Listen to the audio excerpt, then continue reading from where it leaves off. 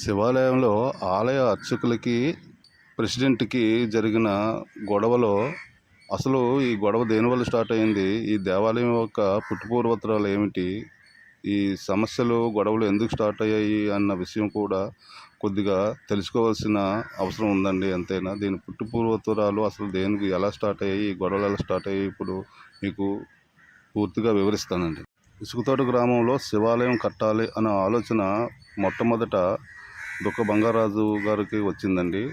అది వాళ్ళ స్నేహితులైనటువంటి బుర్రకథ ట్రూపు వాళ్ళు మొగుడు అప్పలకొండ గారు, కోట ఆచార్య గారు, సూసిటి నూకరాజు గారు, దుక్క బంగారాజు ఈ నలుగురు ఒకటండి. ఈ ముగ్గురితో చర్చించుకొని కడదామని దానికి ప్రోత్సాహం ఇచ్చేసి వాళ్ళు కట్టారండి. వీరి నలుగురికి తోడుగా చాలామంది కమిటీ మెంబర్లుగా చేరి ప్రోత్సహించిన వాళ్ళలో ఓ 30 మంది పైన ఉంటారండి. దుక్క మల్లేశు గారు, పల్ల పెంటయ్య గారు, అప్పలకొండ గారు, వాళ్ళ అన్నయ్య గారు, మొగుడు అప్పారావు గారు, గుణమూర్తి గారు, ఈగల చిన్నారావు గారు, ఈగల పెద్దయ్య గారు, గొలగాని నరసింగరావు గారు, వాళ్ళ తమ్ముళ్ళు గొలగాని అప్పారావు గారు, అచ్చారావు గారు, నాగరాజు గారు, గొలగాని రామారావు గారు, అలాగే ఒక యాదవ కులస్తులే కాకుండా ఎస్సీ ఎస్టీ క్యాస్ట్ నుంచి ఒక బొత్స లక్ష్మణ్ గారు, బొత్స కృష్ణ గారు, కంచుమూర్తి ఫ్యామిలీలకు చెందిన ఒక 2 ఫ్యామిలీలు, అలాగా రెడ్డి కులస్తులకు చెందిన కండ్రపప్పల రెడ్డి కుమారులు, మళ్ళీ సరగడ సత్యారావు వాళ్ళు, మళ్ళీ విశ్వబ్రాహ్మణకు చెందిన కోట ఆచార్య గారు వాళ్ళ కుటుంబ సభ్యులు, మళ్ళీ నాగాసు వాళ్ళ కాస్ట్కి సంబంధించిన వాళ్ళు, వీళ్ళందరికీ కలిపి అన్ని కులస్తులకి కలిపి మీరు శివాలయం కడతానంటున్నారు కాబట్టి ఈ స్థలం తీసుకోండి అని కిల్లనాపారావు గారు స్థలం ఇచ్చారండి. వీళ్ళందరికీ కలిపి శివాలయం కట్టుకోండి మీరు అనేసి కమిటీ సభ్యులను కూడా అందులో పొందుపరిచి తండ్రి పేర్లతో సహా వాళ్ళకే వర్తిస్తుంది, మీకే వర్తిస్తుంది అని అతను రాతపూర్వకంగా రిజిస్ట్రేషన్ చేసి ఇచ్చారండి. ఆ స్థలం ఇచ్చారండి. 1978లో రిజిస్ట్రేషన్ చేయించారండి. శ్రీ సుజనానంద ఉమామహేశ్వర భక్త సమాజం అని. ఇప్పటికి కూడా ఆన్లైన్లో చెక్ చేస్తే శ్రీ సుజనానంద ఉమామహేశ్వర భక్త సమాజం రిజిస్టర్డ్గా చూపిస్తుందండి ఇసుకతోట శివాలయము. అప్పటి నుంచి ప్రెసిడెంట్గా అప్పుడు దుక్క బంగారాజు నియమితులయ్యారండి. అప్పటి నుంచి కంటిన్యూగా అందరూ ఒప్పందం ప్రకారంగా 20 సంవత్సరాలు కంటిన్యూగా చైర్మన్గా వ్యవహరించి ఆలయాన్ని ఎంతో అభివృద్ధి చేశారండి శ్రీ దుక్క బంగారాజు గారు. అతను కష్టాన్ని గుర్తించి కమిటీ సభ్యులు, ముఖ్యులు మొగుడు అప్పలకొండ గారు, ఆచార్య గారు, నరసింహరావు గారు వీళ్ళందరూ కలిపి వ్యవస్థాపక ధర్మకర్త అనే గౌరవాన్ని ఇచ్చి మా నాన్నగారి ఫోటోని ఆఫీస్ రూమ్లో పెట్టి గౌరవించారండి. ఇప్పుడు దేవాలయాన్ని ఆక్రమించుకున్న యాదవ సంఘం పెద్ద మనుషులకండి వాళ్ళెవ్వరికీ కూడా వ్యవస్థాపక ధర్మకర్త అంటే అర్థం కూడా తెలియదండి. ఆ ఫోటోనే అతన్ని ఎలాగ గౌరవించాలో కూడా తెలియదండి. అటువంటి వాళ్ళండి. కట్టించి అభివృద్ధి చేసిన వరకు బాగానే ఉందండి. అంతవరకు అంత కష్టపడి సంతోషమాత కోవిల, అభయాంజనేయ స్వామి కోవిల, సుబ్రహ్మణ్య స్వామి, నవగ్రహాలు, షిరిడి సాయిబాబా ఇవన్నీ కట్టించిన వరకు బాగానే ఉన్నారండి. కట్టించిన తర్వాత అందరికీ దాని మీద కళ్ళు పడ్డాయండి. ముఖ్యంగా ఇసుకతోట గ్రామానికి చెందిన యాదవ కులస్తుల కోసము శ్రీకృష్ణ యాదవ సంక్షేమ సంఘం అని ఒక సంఘం ఉందండి. అది ఓన్లీ యాదవకి గ్రామ దేవాలయం కమిటీ అనేది ఓన్లీ యాదవ కులస్తులకి అన్నమాట. ఆ యాదవ కులస్తుల సంఘం ఈ శివాలయంలోకి ఎలాగైనా సరే ఎంటర్ అయిపోయి శివాలయాన్ని హ్యాండ్ ఓవర్ హస్తగతం చేసేసుకుందామని తగులు పెట్టడం స్టార్ట్ చేశారండి. అప్పుడులోనే దుక్క బంగారాజు గారు అధ్యక్షులుగా ఉండేటప్పుడే తగులు స్టార్ట్ అయ్యి కంప్లైంట్లు ఇచ్చేసి కోర్టుకు వెళ్ళి చాలా ఇబ్బందులకి గురి చేశారండి. అప్పట్లో దుక్క బంగారాజు గారి మీద, మొగుడు అప్పలకొండ గారి మీద, వాళ్ళ మీద కోర్టులో కేసు వేశారండి. దేవాలయం మాది, యాదవ సంఘంది అనేసి. అప్పుడు కోర్టు డిక్లేర్ చేసిందండి దానికి సంబంధం లేదు, ఇది పక్కా ప్రూఫ్లతో ఉంది, ఈ సమాజం వేరు, సుజనానంద ఉమామహేశ్వర భక్త సమాజం అన్నది మల్టీ కమ్యూనిటీస్ సొసైటీ, దానికి సంబంధం లేదు, యాదవులకి దీనికి సంబంధం లేదని కోర్టు కేసు కొట్టేసిందండి. అప్పుడు మళ్ళీ తిరిగి మాకు హ్యాండ్ ఓవర్ చేశారండి టెంపుల్. ఆ తర్వాత మొగుడు అప్పలకొండ గారు హయాంలో 11 సంవత్సరాలు కంటిన్యూగా మొగుడు అప్పలకొండ గారు అధ్యక్షత వహించారండి, ప్రెసిడెంట్గా ఉన్నారండి. ఆ తర్వాత నాకు అప్పగించడం జరిగిందండి. అదే గత సంవత్సరం 10 నెలలో నాకు అప్పచెప్పారండి. నాకు హ్యాండ్ ఓవర్ చేశారండి. 3 అప్పలకొండ గారు నాకు అప్పచెప్పారండి. ఇక నాకు ఆరోగ్యం బాగోలేదు కాబట్టి నువ్వు చెయ్యి అనేసి మాకు అప్పచెప్పారండి. కోశాధికారిగా మాత్రము ఉపనరసింహరావునే ఉండమని చెప్పారండి. ఎందుకంటే అతను 11 సంవత్సరాల నుంచి అతనే కాబట్టి ఇంక మళ్ళీ కొత్త వాళ్ళకు అప్పచెప్పినప్పుడు సరిగ్గా చేస్తారో చేయలేరో కాబట్టి అతన్నే ఉంచుకోవడం జరిగిందండి కోశాధికారిగా. నేను బాధ్యత తీసుకున్న వెంటనే నేను చెప్పానండి, ఇప్పుడు మనకి ఇన్ని సంవత్సరాలు చేస్తున్నాం కదా కంటిన్యూగా ఏంటి మన మీద చాలా అభియోగాలు వస్తున్నాయన్న సంగతి మీకు తెలుసు కదా. ఎదుటి కమిటీ వాళ్ళు మన మీద మళ్ళీ దాడి చేయడం మొదలుపెట్టారు కదా.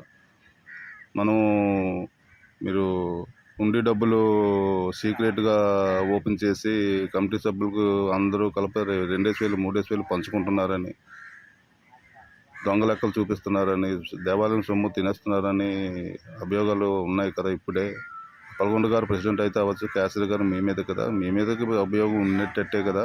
అందుకని ఇప్పుడు వరకు అకౌంట్స్ క్లోజ్ చేసేయండి, ఇక్కడి నుంచి కొత్తగా అకౌంట్స్ రాసుకుందాం. ఇంతవరకు ఏమున్నాయి, క్యాష్ మూలంగా ఎంత ఉంది, బ్యాంకులో డిపాజిట్ ద్వారా ఏమైనా చేశారా, అయితే ఎంత ఉంది, ఆభరణాలు ఎలాగ ఉన్నాయి, ఎంత ఉన్నాయి, అన్ని వివరాలు పెట్టేసి క్లోజ్ చేసేయండి. ఇప్పటికి ఇక్కడి నుంచి కొత్తగా అకౌంట్స్ రాసుకుందాం. ఎవరు రేపు పొద్దున్న నన్ను అడిగితే తర్వాత నా అకౌంట్స్ నుంచి నేను వచ్చిన దగ్గర నుంచి అకౌంట్స్ చూపించాలి కదా అని అన్నానండి.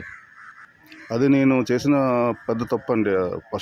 మొట్టమొదట ఎందుకంటే అకౌంట్స్ అడగకూడదండి. అలాగా నువ్వు అలాగా ఇష్టం వచ్చినట్టు చేస్తే అలాగా అవ్వదు. ఇందులోనే కంటిన్యూగా రాయాలి, వేరేగా రాయడం అవ్వదు. నీ ఇష్టం వచ్చినట్టు చేయడం అవ్వదు. నేను ఎలా చెప్తే అలాగే విను. నువ్వు ఇష్టం వచ్చినట్టు చేయడానికి నేను రికమెండ్ చేయలేదు ప్రెసిడెంట్గా. అలా ఉండు నువ్వు అనేసి నాతో తగ్గు పెట్టుకున్నారండి. వెంటనే అప్పుడు మా గొలగాన అప్పారావు గారు ఉన్నారండి. నాకు అతను చాలా జెన్యూన్ పర్సన్, పోతులపల్లిలో ఉంటున్నారు ప్రజెంటు.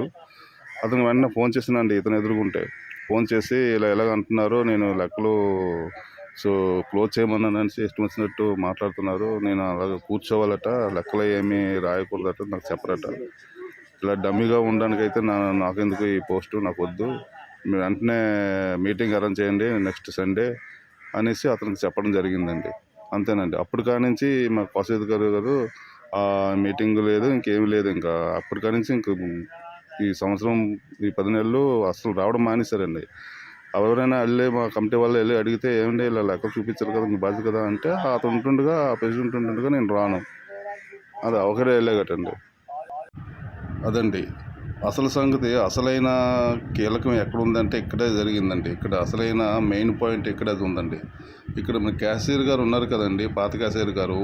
ఈ 11 సంవత్సరాలు లెక్కలు అడిగాను కదా, ఈ లెక్కలు పూర్తిగా ఎందుకు అడగాలి, నేను ఎందుకు చెప్పాలి అనేసి వీళ్ళు వెళ్ళి యాదవ్ సంఘం వాళ్ళతోటి నేను కలిపేస్తాను, నేను కల్పించడానికి నేను ఒప్పుకుంటున్నాను అని మీరు ఎలాగైనా సరే ఆ కోవుల్లోకి వెళ్ళి రెచ్చగొట్టి తగులు పెట్టేసి మీరు గొడవలు పెట్టండి, నేను చూసుకుంటాను మిగతాది అనేసి అతను రెచ్చగొట్టాడు ఫస్ట్.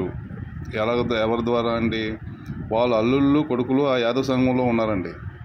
ఇతను మాత్రం ఇక్కడ ఉన్నాడండి. ఇతను నేను లెక్కలు అడుగుతున్నాను అనేసి వాళ్ళ ద్వారా ఇలా రప్పించాడండి ఈ గొడవలకి. ఇన్ని గొడవలకి కారణం అతనండి మెయిన్. పంతులు గారిని వాడుకున్నారండి. పంతులు గారికి నా మీదకి ఉసుగొలిపి ప్రతిదాన్ని నన్ను బ్లేమ్ చేయించేసి అతను తెలుసుకోలేకపోయారండి పాపము. పంతులు గారు యాక్చువల్గా చాలా మంచి వ్యక్తి అండి, చాలా దేవుళ్ళంటి మనిషి అండి. పంతులు గారిని అడవాల్సిన పని లేదండి. దీని అంతటికీ కారణము ఆ ఉప్పుల నరసింహరావు అన్న అతను ఎవరి ద్వారా చేయించారండి.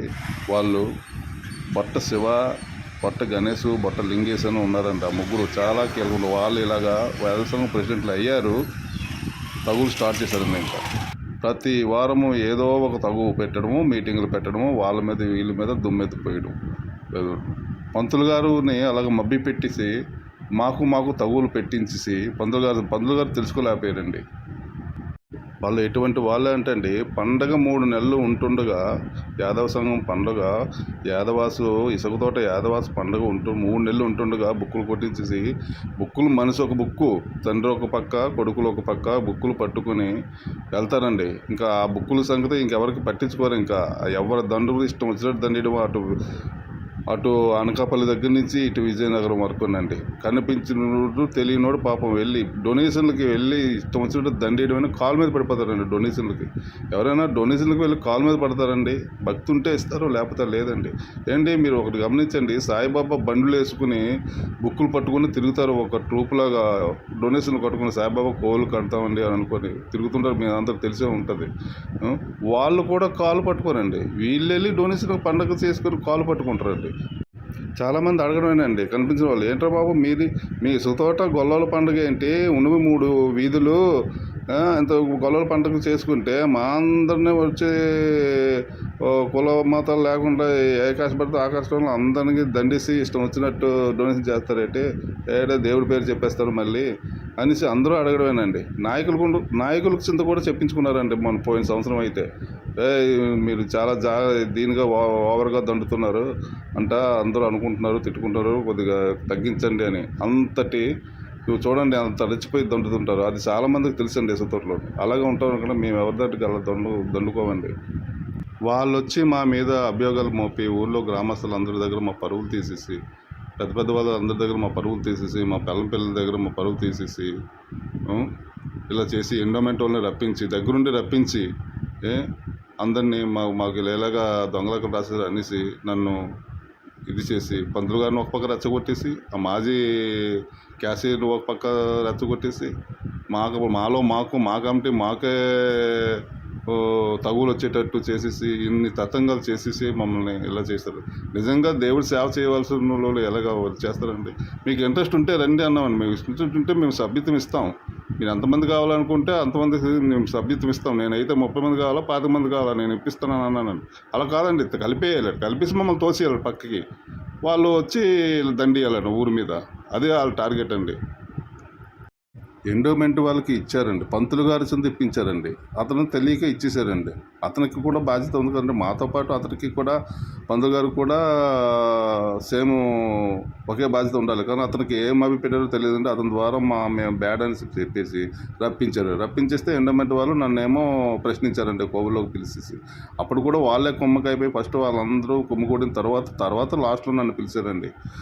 అప్పుడు వెళ్ళానండి. వెళితాక ఇప్పుడేమో అకౌంట్స్ బుక్స్ అన్నీ చెక్ చేశారండి. చెక్ చేసి నువ్వు ఓచర్లని పెట్టలేదు, సరిగ్గా మెయింటైన్ చేయలేదు, ఓచర్లు బిల్లు లేవు కొన్ని సామాన్లకి, ఇవన్నీ నీవు తప్పులో ఉన్నాయి, నువ్వు తప్పు చేసి నీ మీద కేసు వేసేయాలా ఏంటి, ఆఫీస్కి వచ్చి మాట్లాడానని నా అకౌంట్స్ బుక్స్ పట్టుకెళ్ళిపోయారండి.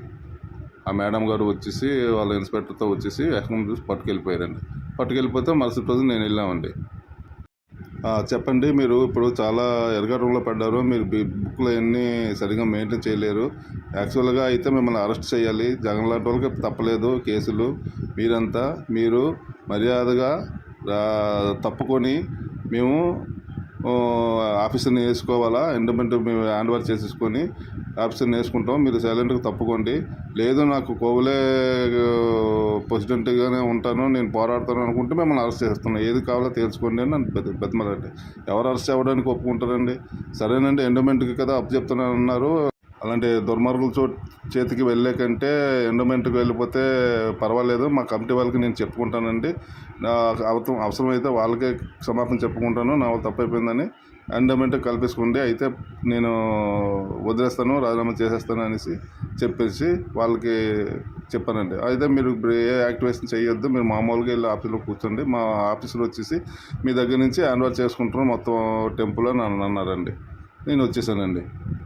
వారం అయిందండి. వారం అయితే ఆఫీసర్ని పంపించాలి కదండి, ఆఫీసర్ని పంపించలేదండి.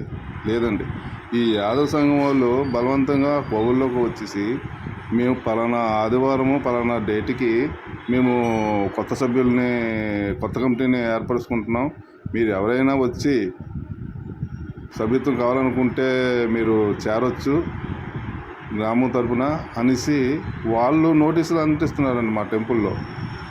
మరి ఎవరు పర్మిషన్ ఇచ్చారో, మరి ఎవరు అండర్ చూసుకోనో మరి మాకైతే అర్థం లేదండి, మీకు అర్థమయ్యే ఉంటుంది. అంటే ఎండోమెంట్ వాళ్ళు చెప్పేశారు మీరు వెళ్ళండి, ఇంక మేము వాళ్ళని ఆపేసామనేసి.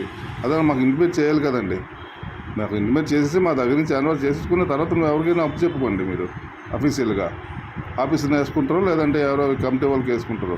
అంతేగాని మా దగ్గర బెదిరించేసి నన్ను నువ్వు ఆగిపో అని చెప్పేసి వాళ్ళకి మరి వాళ్ళకి ఎండోమెంట్ వాళ్ళు చెప్పారో లేదంటే వాళ్ళంతా వాళ్ళే వచ్చి దౌర్జన్యంగా నోటీసులు అంటించారో మరి అది భగవంతుడికి తెలియాలండి. అయితే మేము అది తగు పడడానికి వెళ్ళలేదండి. ఇంకా వాళ్ళందరూ చాలామంది తగు వస్తే కొడదామని టైప్లో ఉన్నారండి ఒక్కొక్కరు. ఇంకా వాళ్ళ దగ్గరికి వెళ్ళకంటే మేము పోలీస్ స్టేషన్ చుట్టూ లాయర్ల చుట్టూ తిరగడం ప్రారంభించామండి. ఆదివారం వచ్చేసిందండి. మాకు పోలీసులు చాలా బిజీగా ఉన్నారు ఆ వారము. జగను గారు లేదంటే మన పవన్ కళ్యాణ్ గారు టూర్ అండి, అది ఏదో టూర్ సెక్యూరిటీ పర్పస్గా పోలీసులు అంతా చాలా బిజీగా ఉన్నారండి. వాళ్ళు స్పందించలేకపోయారండి సరిగా. లాయర్ దగ్గరికి వెళ్తే లాయరు 3 రోజులు ఆ టైంలోనే 3 రోజులు సెలవు అని అప్పుడు కూడా అవే వచ్చాయండి. మాకు సరైన నిర్ణయాన్ని మళ్ళీ సలహా చెప్పిన వాళ్ళు కూడా కరువు అయిపోయారండి. ఆ టైంలోనూ మేము తగుకు వెళ్ళైపోయామండి. వెళ్ళిపోతే వాళ్ళు కంటిన్యూగా మరి పెద్ద హంగామాతోటి కోవిల్లోకి వచ్చేసి హ్యాండ్ ఓవర్ చేసేసుకొని వాళ్ళంతా వాళ్ళే ప్రెసిడెంటు సెక్రటరీలు అందరూ ఏకమైపోయి ఎన్నేసుకొని అయిపోయారండి. ఆ సాయంత్రం నేను వెళ్ళానండి ఆ ప్రెసిడెంట్ దగ్గరికి, ఆ సెక్రటరీ దగ్గరికి. ఆ బట్ట గణేష్ ఇదంతటికీ కారణము ఆ బట్ట గణేష్, బట్ట లింగేష్, బట్ట శివ అండి. అప్పుడు నేను అడిగానండి, ఇదేంటిది మేము కమిటీ వాళ్ళు అంటూ ఉన్నాం కదా, మాతో కనీసం చెప్పాలి కదా, మేము అందరూ ఎండోమెంట్ ఆఫీస్లో కేసు కూడా ఉంది కదా, మీరు చేస్తే ఎలాగా, ఇదేం న్యాయంగా ఉందంటే, నువ్వు రాజీనామా చేసావు కదా, నువ్వు తప్పు ఒప్పుకున్నావు కదా, నువ్వు తప్పు చేసావు, కోవిల్ డబ్బు తినేసాను, నేను కోవిల్లోకి రాను, ఇక కోవిల్కి నాకు సంబంధం లేదు, నేను కోవిల్లోకి రావడానికి అనర్హుడు నేను అనేసి నువ్వు లెటర్ ఇచ్చావు కదా, ఇంకా నీ కోవిల్లో ఇంక ప్రెసిడెంట్ ఎక్కడ ఉన్నదో అందుకే మేము ఎంటర్ అయిపోయామన్నారండి. ఇది ఎక్కడ ఎంటర్ అయిపోతావు, నువ్వు వెళ్ళగలపోతావు, నీకు ఎవరు ఇచ్చారు సాక్ష్యం అంటే లెటర్ చూపిస్తారు. లెటర్ ఉందని అన్నారు. ఎవరు ఇచ్చారంటే పంతులు గారు ఇచ్చారు.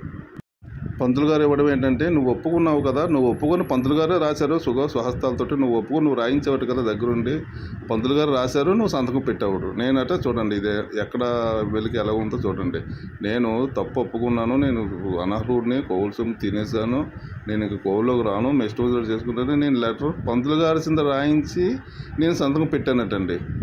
అది ఆ విషయమే పంతులు గారిని అడగడానికి యాక్చువల్గా ఆ రోజు వెళ్ళానండి. అదే రోజు సాయంత్రము పంతులు గారిని కలడానికి వెళ్ళానండి. పంతులు గారు ఇంకా రాలేదు. ఇంటికి వెళ్దామని వెనక్కి వెళ్తుంటే ఎదురయ్యారండి. గొడవ జరిగిన రోజు డాష్ అయిందండి. అప్పుడు ఆర్గ్యుమెంట్ ఏం జరిగింది అనేది, అసలు అతని మీద ఈ మిగతా కేసు అంతా పంతులు గారు ఇన్వాల్వ్ ఎంతవరకు ఉంది, ఈ చర్యలన్నింటిలోనూ పంతులు గారుని ఇరికించారండి ఈ కమిటీ వాళ్ళ ముగ్గురు. పంతులు గారికి ఇప్పుడు జరిగింది, నన్ను అల్లరి పెట్టిన విషయాలన్నింటిలోనూ పంతులు గారిని ఇరికించారండి. అది అంతవరకు ఎలాగ ఇరికించారు, పంతులు గారు ఇప్పుడు ఏ పనులు చేయించారు పంతులు గారు, ఇవన్నీ ఆ బట్ట గణేష్, బట్ట లింగేష్, బట్ట శివ చేయించారండి ముగ్గురు పంతులు గారి చింత. ఇవన్నీ పూర్తిగా ఇంకో వీడియో చేస్తానండి. అది చాలా లెంగ్త్ ఎక్కువ వస్తుంది. నేను ప్రజాభిప్రాయం కనుక్కుంటాను. నేను ఊరు అందరి భక్తుల దగ్గరికి వెళ్తానండి. వెళ్ళి నేను ఎలాంటోనో ఏంటో అందరికీ తెలుసండి. ఇది నాకు 52 సంవత్సరాలండి. నేను ఇంతవరకు నా మీద ఎవరు చెయ్యెత్తింది లేదు, నేను ఎవరి మీద చెయ్యెత్తింది లేదు, నా మీద ఎవరు చెయ్యెత్తింది లేదు. అలాంటిది నేను ఎందుకు చెయ్యెత్తుతాను? ఆ వివరాలన్నీ వచ్చి వీడియోలోనూ నెక్స్ట్ భక్తుల యొక్క స్టేట్మెంట్లతో సహా నేను మళ్ళీ ఇంకో వీడియో పెడతానండి. మీరు గమనించండి. ఇది చెల్లుతుందా? నన్ను ఈ పదవీకాలం ఉంటుండగా ఇలాగ అన్యాయంగా నన్ను ఉసుకొల్పి మెంటల్ టార్చర్ పెట్టి మనశ్శాంతిగా సేవ చేయనివ్వకుండా దొంగతనాలు కట్టి ఇలాగా తగులు పెట్టేసి నా మీద పోలీస్ కంప్లైంట్లు ఇచ్చేసి ఇలా రెచ్చగొట్టి పంతులు గారి మీదకి రెచ్చగొట్టి ఇలా పనులు చేయించేసి తగులు పెట్టి నన్ను ఇలాగా టార్చర్ పెట్టారండి. ఇంత టార్చర్ పెట్టి తీసుకున్నది మీకు ఏమైనా ఇదో ఈ తగు అవ్వడం వల్ల మా కమిటీ వాళ్ళు జడిసిపోయి లొంగిపోయారండి.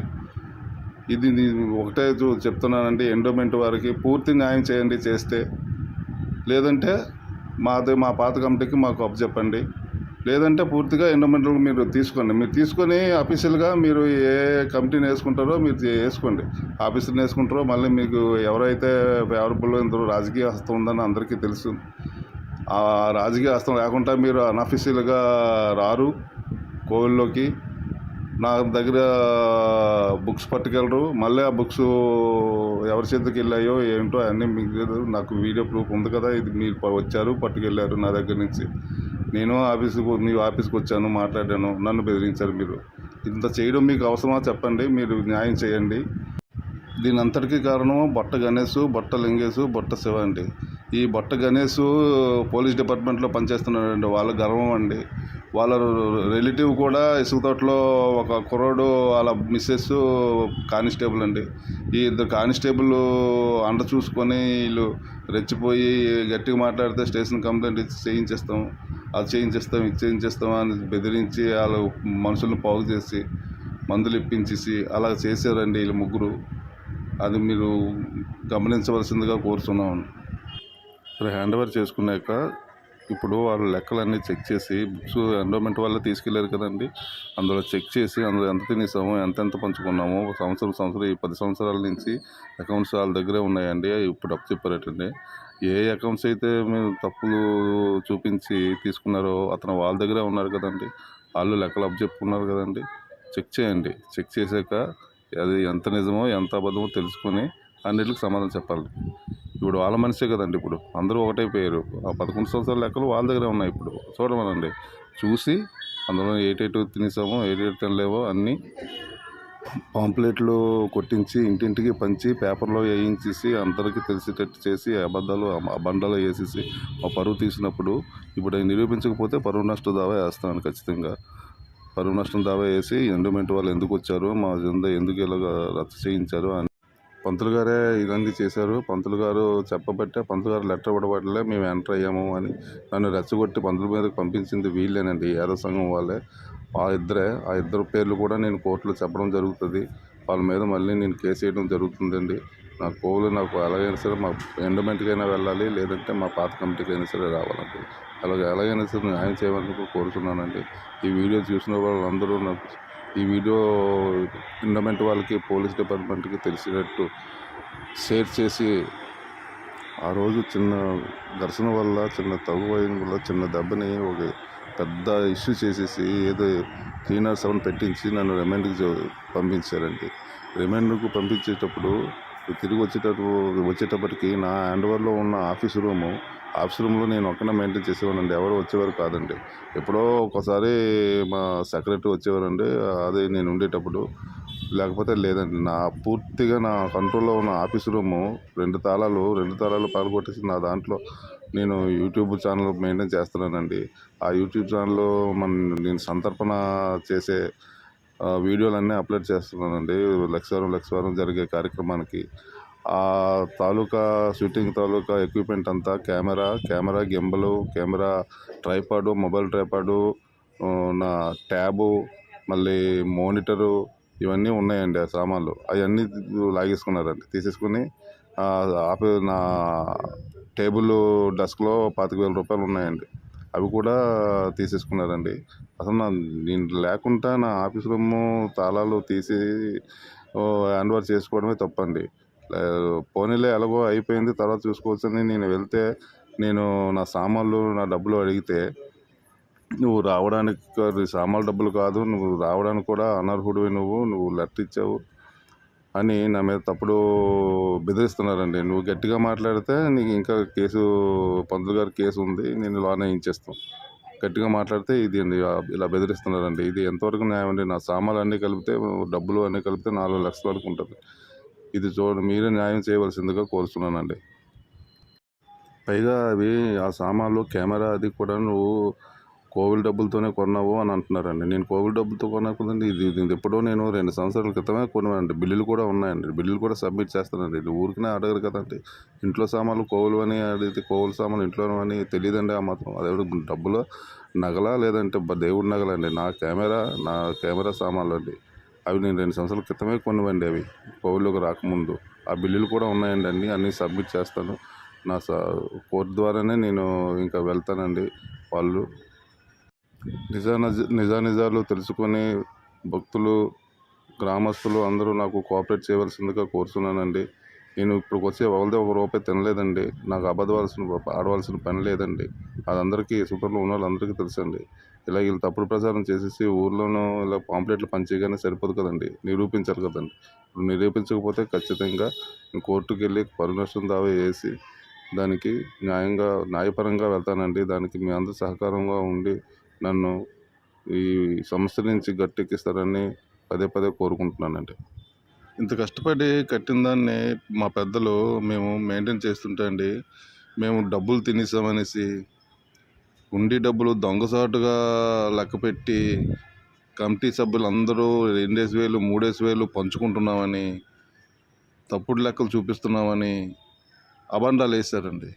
అబాండాలేయడమే కాదండి, పేపర్‌లో ఏసేసి వారసత్వాలు, డబ్బులు తినేస్తున్నారు, 20 సంవత్సరాలు లెక్కలు చెప్పలేదు, ఇవన్నీ పరువు తీసేసి మాది చాలా కించపరిచారండి.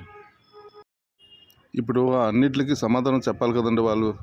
ఊర్లో గ్రామస్తుల ముందు మేము మా పరువు తీసినప్పుడు అదే గ్రామస్తుల మధ్యనే వాళ్ళు పిలిచి, ఇదిగో పలానా ఆధారాలున్నాయి, పలానా రుజువుంది, మేము ఇందులోకి ఎంటర్ అయిపోయాం బలవంతంగా, ఇగో ఆ లెక్కలు చూసాం, ఇదిగో ఇంత తినేశారు, ఇంత దాచేశారు అని వాళ్ళ లెక్కలు చెప్పవలసిన బాధ్యత వాళ్ళకు ఉంది కదా! మీరు నిరూపించాలి కదండీ!